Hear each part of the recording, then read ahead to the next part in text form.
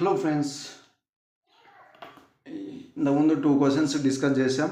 ఇప్పుడు తర్వాత ఇంకో క్వశ్చన్. ఇది పార్ట్నర్షిప్ నుంచి తీసుకున్నాం. ఎస్బీఐ క్లర్క్ మెయిన్స్ పేపర్లోది ఈ క్వశ్చన్. ఇనిషియల్గా ఇది చాలామంది చూస్తేనే స్కిప్ కొడతారు, అరే డేటా చాలా ఉంది ఏమో రాదేమో అని. బట్ చాలా ఈజీ అండి, చేస్తే విత్ సింగిల్ లైన్లో వస్తుంది. సో మీకోసం ఎక్స్ప్లెయిన్గా చేస్తున్నా. ఇక్కడ పి అండ్ క్యూ ఆర్ ఉన్నారు. వీడి యొక్క ఇనీషియల్ ఇన్వెస్ట్మెంట్స్ వచ్చి 5,000, 4,000 రెస్పెక్టివ్లీ అన్నారు. అంటే పి అండ్ క్యూ 5, 50 అనుకో, 40 అనుకో. ఆ తర్వాత వీళ్ళ యొక్క ఎవరైనా యాడ్ చేసిందో చెక్ చేసుకుందాం. After 2 years Q added 25% of the what he had initially. 25% అంటే 10 యాడ్ చేస్తున్నాడు. ఓకే, అలానే హోల్డ్లో పెట్టుకో. అదే టైంలో ఆర్ అనే పర్సన్ జాయిన్ అవుతున్నాడు. ఆర్ అనే పర్సన్ ఎంతతో జాయిన్ అవుతున్నాడు? 7,000తో జాయిన్ అవుతున్నాడు. 7,000తో జాయిన్ అవుతున్నాడు అంటే 70. వీళ్ళ ఇద్దరు అంటే 2 years తర్వాత అన్నాడు కదా, వీళ్ళది మనకు తెలియదు, వీళ్ళిద్దరిది మనకు తెలియదు. Okay, go. After 5 years from start of the business, after 5 years start of the business, P added 1,000 more. P added 1,000 more అన్నాడు. Okay, is capital. Okay, if at the end of the 8 years the total profit from the business is 11,900 while the share of Q is 3,750. Q share అనేది 375. Okay, overall వచ్చేసి 11,900 కదా. So 0 cancel కొట్టాము కాబట్టి 11,190. ఇక్కడ వచ్చేసి P and Q same time ఉన్నాడు, అంటే ఇక్కడ ఎవరు లెఫ్ట్ అయిపోలేదు. ఓకే, 8 × 8. ఆఫ్టర్ 5 years ఇక్కడ ఎగ్జాక్ట్గా ఎవరిని తెలిసింది? యాడ్ చేస్తున్న పర్సన్స్లో ఎవరిది తెలిసింది? పి అనే అతను 5 years తర్వాత యాడ్ చేస్తున్నాడు. ఎంత? 1,000 అంటే 10 × 3.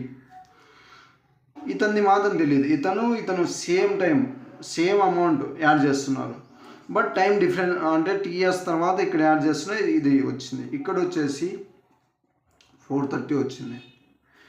430 వచ్చింది కదా, సేమ్ టైం కదా. మామూలుగా అంటే ఇక్కడ 320 రావాలి. ఇక్కడ 55 యాడ్ అవుతుంది. 55 ఎక్స్ట్రా ఉంది కదా, 55 ఎక్స్ట్రా ఉంది. 55 ఎక్స్ట్రా అంటే బై 10 కదా. బై 10 చేస్తే 5.5. 5.5 అంటే 8 మైనస్ 5.5 అంటే 2.5. 2.5. ఓకే, ఇక్కడ ఆల్రెడీ మనకి ఇక్కడ 70 ఉంది కదా. ఆర్ అనే అతనిది ఆర్ అనేది 70 × 5.5 చేస్తే 385 వస్తుంది. ఇక్కడ వచ్చేసి